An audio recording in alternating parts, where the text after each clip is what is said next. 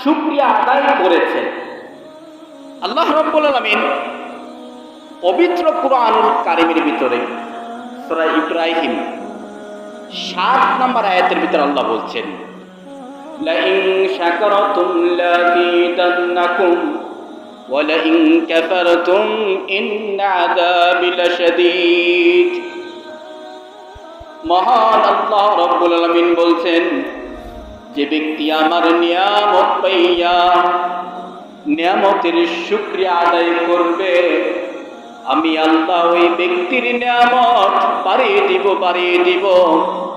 আর যে ব্যক্তি আমার নিয়ামত পাইয়া নিয়ামতের শুকরিয়া আদায় করবে না, আমি আল্লাহ রাব্বুল আলামিন ওই ব্যক্তির জন্য ইন্না আযাবি লাশাদীদ, আমি আল্লাহ রাব্বুল আলামিন ওই ব্যক্তির জন্য কঠিন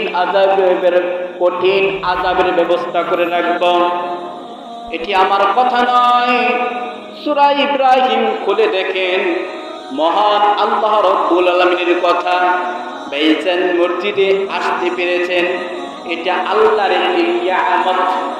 আপনি মুখ দ্বারাতে কথা বলতে পারেন, এটি আল্লাহর একটা নিয়ামত। আপনি চোখটা দুনিয়া দেখতে পারেন, এটি আল্লাহর একটি নিয়ামত।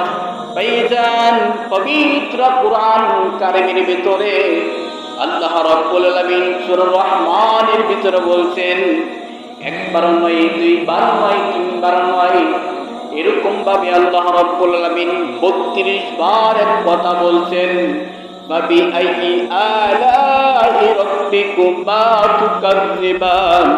কোন বান্দার, আমার কোন বান্দা কোন নিয়ামত পাইয়া নিয়ামতের অস্বীকার করে? কোন নিয়ামতের আল্লাহ অস্বীকার করা যাবে না? মহান রব্বুল আলামিন যেন তোমাকে দুটো চক্ষু দান করে দিয়েছেন, এই দুটো চক্ষের নিয়ামত যদি আপনি শুকরিয়া আদায় করুন, তাহলে কিয়ামত পর্যন্ত এই দুটো চক্ষের নিয়ামতের শেষ হবে না। সুবহানাল্লাহ বলো।